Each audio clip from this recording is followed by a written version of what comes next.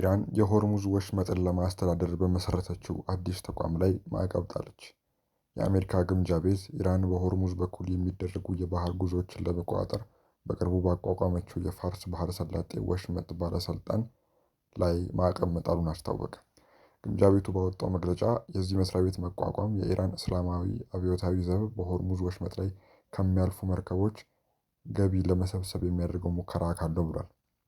በዚህ ምክንያት መስሪያ ቤቱና ከተቋሙ ጋር የሚተባበሩ በሙሉ የማዕቀብ ዝርዝር ውስጥ መግባታቸውን አስታውቋል። የተከፈተባትን ጦርነት ተከትሎ ሆርሙዝ ወሽመጥን የዘጋችው ኢራን ይህንን ተቋም የመሰረተችው አሜሪካ ወደ ወደቦቿ የሚደረጉ ጉዞዎች ላይ እግድ ከጣለች በኋላ ነው።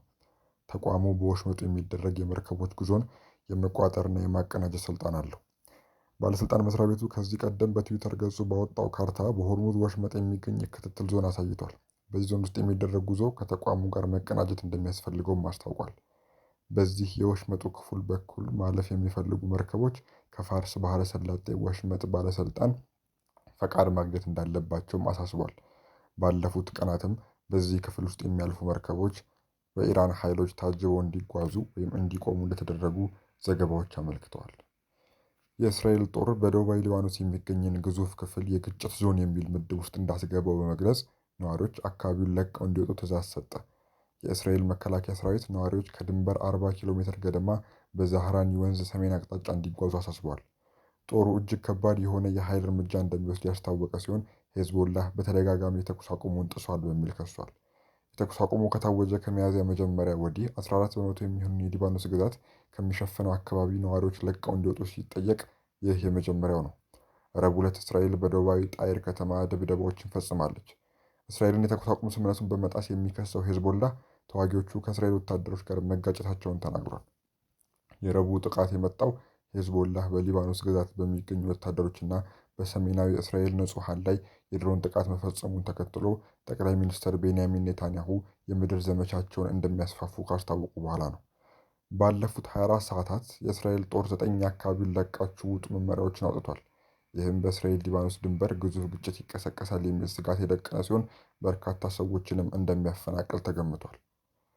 የኢራን አብዮታዊ ዘብ በአጸፋ እርምጃ የአሜሪካ አየር ኃይል ሰፈር መምታቱን አስታወቀ። አሜሪካ የፈጸመችው ጥቃት ተከትሎ የኢራን እስላማዊ አብዮታዊ ዘብ ወሰድኩት ባለው የአጸፋ እርምጃ የአሜሪካ አየር ኃይል ሰፈር መምታቱን አስታወቀ። አሜሪካ ሌሊት ላይ በኢራን የወደብ ከተማ ባንዳር አባስ ውስጥ በሚገኝ የአውሮፕላን ማረፊያ አቅራቢያ ለአየርና ለባህር ኃይሏ ስጋት እንደሆኑ የገለጸቻቸውን ወታደራዊ ማዕከላት መምታቷን አስታውቃለች። የኢራን አብዮታዊ ዘብ ጥቃቱ ምንም ጉዳት እንዳላደረሰ በመጥቀስ በምላሹ የአሜሪካ የወረራ ጥቃት መነሻ ነው ባለው የአየር ኃይል ሰፈር ላይ ጥቃት መፈጸሙን የኢራን ዜና ወኪል ታስኒም ይዞት በወጣው መግለጫ ይፋ አድርጓል።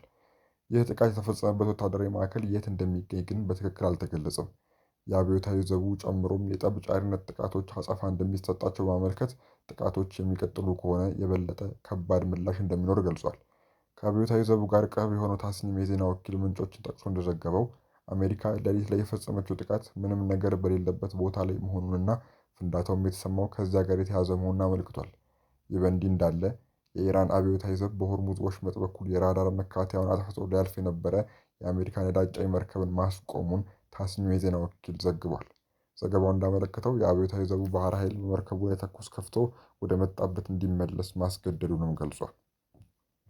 አሜሪካ በ3 ቀናት ውስጥ ለሁለተኛ ጊዜ ኢራን ላይ ጥቃት ፈጽማለች። የአሜሪካ ጦር በኢራን ስትራቴጂካዊ የወደብ ከተማ ባንዳር አባስ የሚገኝ ወታደራዊ ስፍራን ኢላማ ያደረጉ የአየር ጥቃቶችን መፈጸሙን አስታወቀ።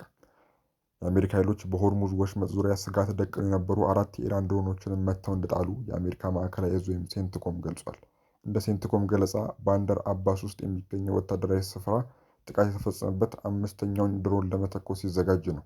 የኢራን መገናኛ ብዙሃን ከከተማው በስተምስራቅ አቅጣጫ የፍንዳታ ድምጾች መሰማታቸውን ዘግበዋል።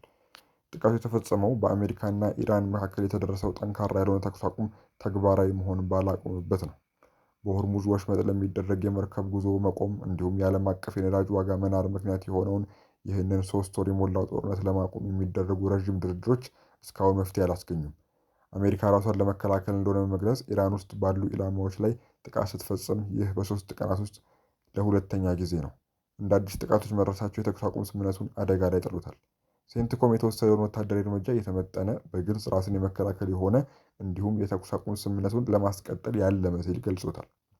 አሜሪካ ሰኞ ዕለት ደቡባዊ ኢራን ላይ በፈጸመችው ጥቃት የኢራንን የሚሳኤል ጣቢያዎችና በሆርሙዝ ወሽመጥ ላይ ፈንጂ ለማጥመድ የሞከሩ መርከቦች ኢላማ እንደተደረጉ ተገልጿል። ሴንትኮም እነዚህ ጥቃቶች የተወሰዱት ወታደሮቻችንን ከኢራን ኃይሎች ከሚመጡ ስጋቶች ለመጠበቅ ነው ብለዋል። ጥቃቶቹን ትልቅ የተኩስ አቁም ጥሰት ስትል ያወገዘችው ኢራን የትኛውም ጠበኛ ድርጊት ምላሽ ሳይሰጠው እንደማያልፍ ዝታለች። የኢራን እስላማዊ አብዮታዊ ዘብ ማክሰኞ ዕለት የአሜሪካ ድሮንን መትቶ መጣሉን እንዲሁም ወደ ኢራን የአየር ክልል የገቡ ተዋጊ ጀትና ድሮኖችን ተኩስ መክፈቱን ገልጿል። እነዚህ እርምጃዎች የተወሰዱት መቼ እንደነበር ግን አልጠቀሰም። ፕሬዚዳንት ዶናልድ ትራምፕ በበኩላቸው በተካሄደው የካቢኔ ስብሰባ ላይ ኢራን በንዴት እየተደራደረች ነው ሲሉ ተደምጠዋል። አክለውም በመጪው ህዳር የሚካሄደው የአጋማሽ ጊዜ ስልጣን ዘመን ምርጫ የጦርነት ስትራቴጂያቸው ላይ ተጽዕኖ እንደማያሳድርም ተናግረዋል።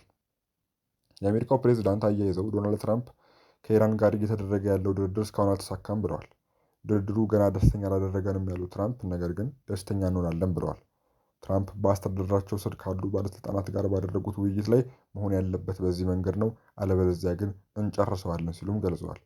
የኢራንን ባለስልጣናት ድርድሩን እያካሄዱ ያሉት ደካማ ሆኖ ነው ብለዋል። ምን እንደሚሆን እናያለን፣ ተመልሰን ስራውን መጨረስ ይኖርብን ይሆናል ወይም አይኖርብንም ሲሉም አክለዋል። የኢራን መሪዎች ስምምነት ላይ ለመድረስ ይፈልጋሉ ሲሉም ትራምፕ ተደምጠዋል።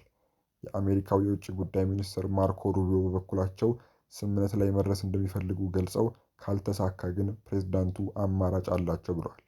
በሌላ በኩል ኢራን ከአሜሪካ ጋር በምታደርገው ድርድር የመጀመሪያ ደረጃ ላይ የሚገኝ ይፋዊ ያልሆነ የመግባቢያ ሰነድ ማዕቀፍ ረቂቅ እንደደረሳት የአገሪቱ መገናኛ ብዙሃን ቢዘግቡም ዋይት ሀውስ ግን ይህንን ፍጹም ፈጠራ ሲል አስተባብሏል። ዘገባው የቢቢሲ ነው።